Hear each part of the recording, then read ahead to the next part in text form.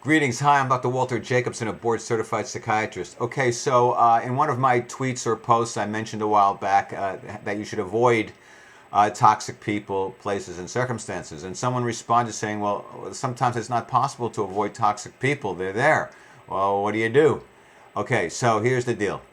There's two ways to approach somebody who you perceive as toxic, hostile, aggressive, poisonous, negative, abusive, trying to victimize you or bully you. There's two ways to go. One way is to, emotionally, psychologically. I mean, first, obviously, physically, you try not to be around them. You try to get out of their way. You try to avoid them. You disengage. You go away.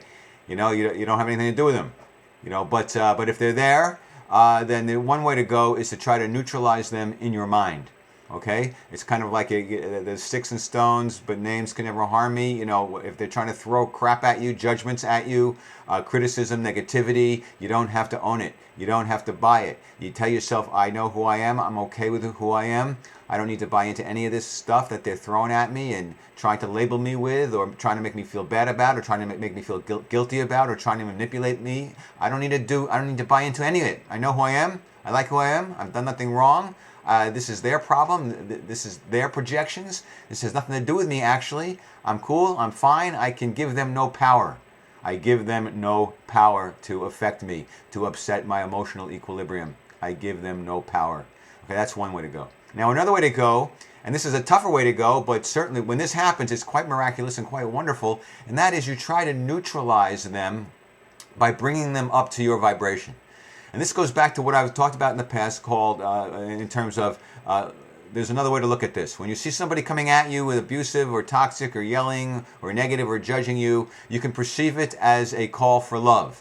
Okay, that it's just a twisted call for love. But this is actually somebody who's disturbed, he's unhappy, in pain, in fear. And rather than say, I'm in pain, I'm in fear, I need reassurance, I need love, I need to connect, they do the opposite. They attack. They yell. They abuse. And it's very hard not to see so that someone's attacking you when they're attacking you.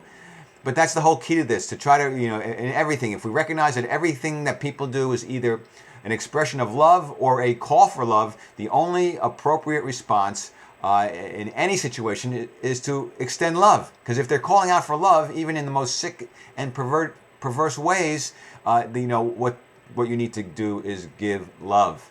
And so if you can see beyond the action, maybe hate the sin but love the sinner, see beyond their bad behavior and try to see a loving being who's in pain and needs love.